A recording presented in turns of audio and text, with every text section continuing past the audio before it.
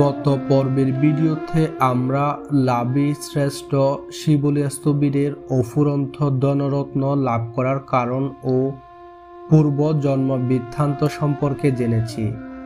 এই ভিডিওতে আমরা জানব কেন তিনি 7 বছর 7 মাস 7 দিন মাতৃগর্ভে নরক যন্ত্রণা সদৃশ অসহনীয় দুঃখ ভোগ করেছেন এবং ভগবান গৌতম বুদ্ধ কেন শিবলী স্থবিরকে শ্রেষ্ঠ লাভী বলে সম্বোধন করেছেন। এই সব প্রশ্নের উত্তর জানতে হলে ভিডিওটি শ্রদ্ধাচিত্তে সম্পূর্ণ দেখার অনুরোধ রইল। শিবলী কুমারের মাতৃগর্ভে 7 বছর 7 মাস 7 দিন অসহ্য দুঃখভোগের কারণ। অতীতকালে শিবলী কুমার একবার ব্রহ্মদত্ত রাজার পুত্ররূপে জন্মগ্রহণ করেছিলেন।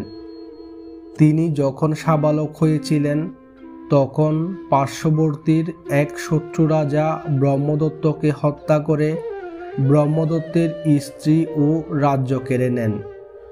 তারপর তিনি ব্রহ্মদত্তের স্ত্রীকে জোরপূর্বক বিয়ে করেন এবং রাজত্ব করতে থাকেন। রাজপুত্র পিতৃহত্যার প্রতিশোধ, মাতার প্রতি নির্মমতা ও পিতৃরাজ্য ফিরে পেতে গোপনে বন্ধুরাজ্যে গমন করে সৈন্য সামন্ত জোগাড় করতে থাকেন। এক সময় তিনি বিপুল সৈন্য সামন্ত একত্রিত করে শত্রু রাজার বিরুদ্ধে যুদ্ধ ঘোষণা করেন।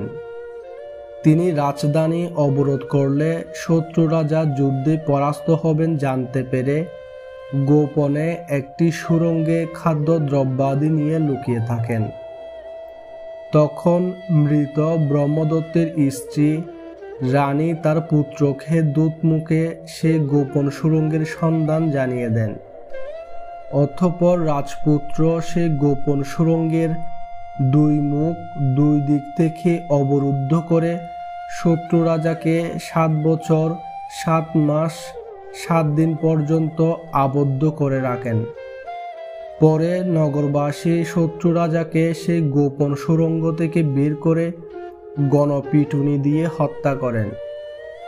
এইভাবে রাজপুত্র পিতৃরাজ্য উদ্ধার করতে গিয়ে শত্রু রাজাকে 7 বছর 7 মাস 7 দিন গোপন সুড়ঙ্গে আবদ্ধ রেখে যে অকুশল কর্ম করেছিলেন, সেই অতীত অকুশল কর্মের ফলে শিবলী কুমারকে অন্তিম জন্মে মাতৃগর্ভে 7 বছর 7 মাস 7 দিন অসহ্য যন্ত্রণা পরিভোগ করতে হয়েছিল।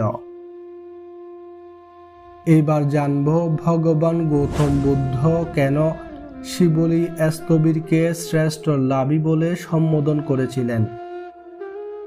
ভগবান গৌতম বুদ্ধ একদিন কণ্টকারণ্য হতে অরহত রেবত স্থবিরকে জেতবন বিহারে নিয়ে আসার জন্য 30,000 ভিক্ষুসহ কণ্টকারণ্যে গমন করার মনস্থির করেন।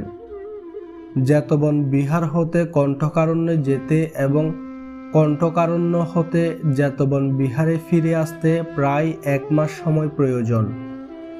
এই 1 মাস সময় 30,000 ভিক্ষুসঙ্গ জনমানবহীন অরণ্যের মধ্য দিয়ে গমনকালে ভিক্ষুসঙ্গের খাদ্যের সমস্যা হবে চিন্তা করে বুদ্ধ শিবলী স্থবিরকে ডেকে বললেন, শিবলী, 30,000 ভিক্ষুসঙ্গ সহ আমরা কণ্টকারণ্যে অরহত রেবত স্থবিরকে জেতবন বিহারে আনায়নের জন্য যাচ্ছি। তুমি ভিক্ষুসঙ্গের আগে আগে গমন করো। ভগবান বুদ্ধের আদেশে শিবলী স্থবির 30,000 ভিক্ষুসঙ্গের সাথে জনমানবহীন অরণ্য দিয়ে গমনকালে দেব, যক্ষ, নাগ, গন্ধর্বগণ শিবলীর গুণগান করতে করতে তাকে বিবিধ দিব্য উৎকৃষ্ট খাদ্যভোজ্য দ্বারা পূজা করতে লাগলেন। শিবলী স্থবির সে দিব্য আহার বুদ্ধ প্রমুখ 30,000 ভিক্ষুসঙ্গকে দান করলেন। এইভাবে কণ্টকারণ্য হতে বুদ্ধ অরহত রেবত স্থবিরকে জেতবন বিহারে নিয়ে আসতে প্রায় 1 মাস সময় লেগেছিল।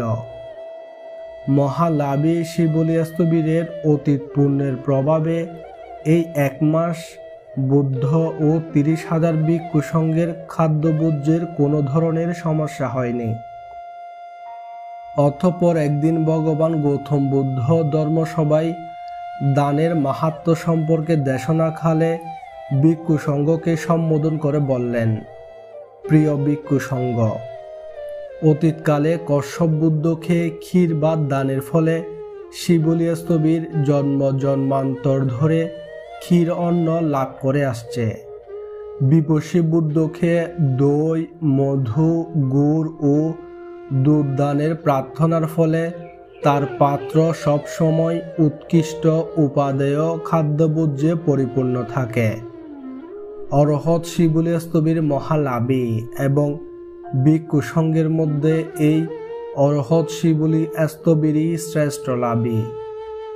বুদ্ধ এই প্রশংসা করে শিবলী স্থবিরকে বুদ্ধের দক্ষিণ পাশে শ্রেষ্ঠ আসনে অধিষ্ঠিত করেন। তখন উপস্থিত সকলেই সাধুবাদের সহিত শিবলী স্থবিরের শ্রেষ্ঠত্ব অনুমোদন করেন। পরবর্তী ভিডিও দেখার আমন্ত্রণ জানিয়ে আজ এ পর্যন্তই। বিশ্বের সমস্ত প্রাণী সুখী হোক, দুঃখ হতে মুক্তি লাভ করুক, বৌদ্ধ শাসন চিরস্থায়ী হোক।